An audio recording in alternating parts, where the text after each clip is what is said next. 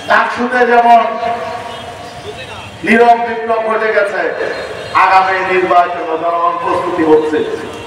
আগামী নির্বাচনও এমন ভোট বিপ্লব ঘটাবেন যে দুর্নীতিবাজরা বাংলাদেশে রাজনীতি করার সুযোগ পাবে না।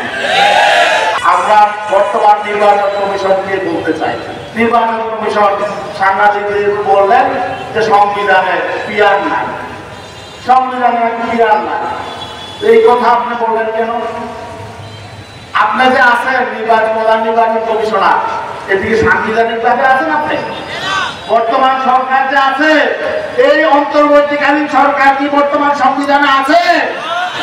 প্রধান নির্বাচন কমিশনের কাছে আমি প্রশ্ন রাখতে চাই, আপনি কোন সংবিধানের কথা বলেছেন? যেই সংবিধান ফ্যাসিবাদ সৃষ্টি করে, স্বৈরাচার সৃষ্টি করে,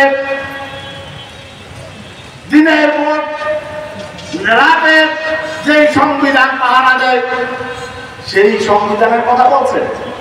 এই সংবিধান তো আমরা পাল্টিয়ে ফেলেছি।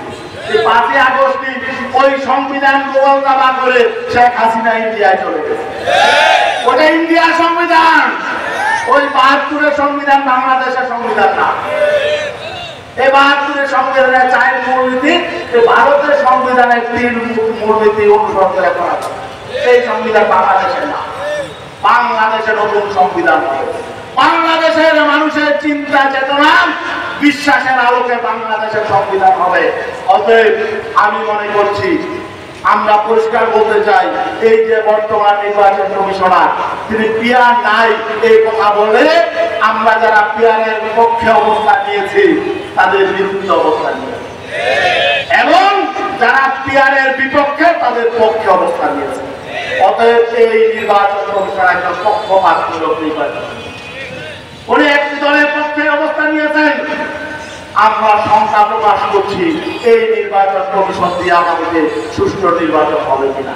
আজকে দুঃখ হয় আমাদের, অতীতে যারা 4বার 5বার ক্ষমতায় গেছে না, তাদের তো জনগণের কাছে ভোট চাওয়ার কথা না, কারণ জনগণ আপনাদেরকে দেখেছে।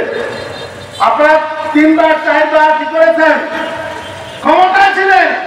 আপনাদের শাসন কি, আপনাদের রাজনীতি কি, আপনাদের অর্থনীতি কি, আপনাদের কালচার কি জনগণ দেখেছে, জনগণ জানে।